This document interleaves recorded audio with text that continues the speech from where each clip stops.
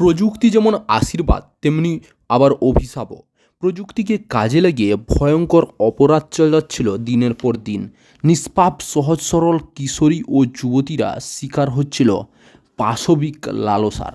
তবে পাপ তো বাপকেও ছাড়ে না, যতই স্বর বদলে টপ দিক না কেন। ছোট একটা ক্লুই অপরাধীর কাছে পৌঁছে দিল পুলিশকে। এক ব্যক্তির বিরুদ্ধে যুবতীদের স্কলারশিপের টোপ দিয়ে ধর্ষণের অভিযোগ উঠল।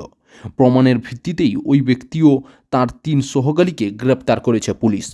জানা গিয়েছে অনলাইন অ্যাপ ব্যবহার করে ভয়েস চেঞ্জ করত অভিযুক্তরা।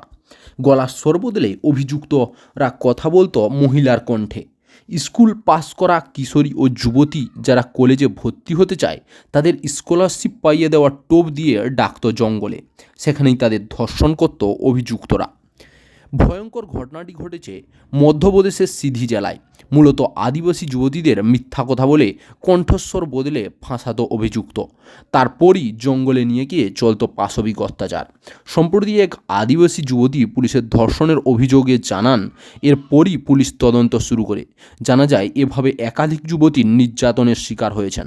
তদন্তে নেমে পুলিশ জানতে পারে অভিযুক্ত আগে একটি মিলে কাজ করতেন। অশিক্ষিত হলেও প্রযুক্তি সম্পর্কে যথেষ্ট অবগত। সেই কারণেই ভয়েস চেঞ্জিং অ্যাপ ব্যবহার করে আদিবাসী কলেজ পড়ুয়াদের প্রতারিত করতেন।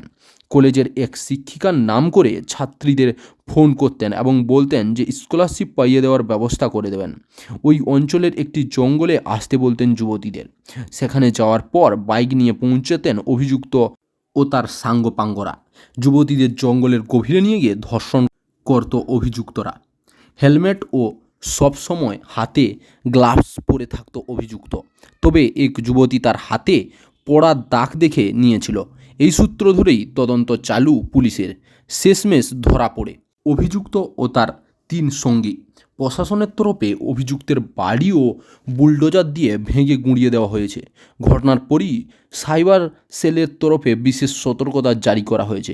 মধ্যপ্রদেশের মুখ্যমন্ত্রী মোহন যাদব 9 সদস্য বিশেষের তদন্তকারী দল গঠনেরও নির্দেশ দিয়েছেন। চাকরির খবর থেকে শুরু করে নিয়োগের খবর থেকে শুরু করে ঝড় ঝঞ্ঝা, দেশ বিদেশ, রাজ্য, জেলা এবং আপনার শহরের খবর একটা চ্যানেল আমাদের newsbangla.com-এ সবার আগে আপনারা পেয়ে যাবেন। তাই চ্যানেলটাকে অতি অবশ্যই সাবস্ক্রাইব করে পাশ থেকে বেল আইকনটা ক্লিক করে অল নোটিফিকেশন অন করে রাখুন।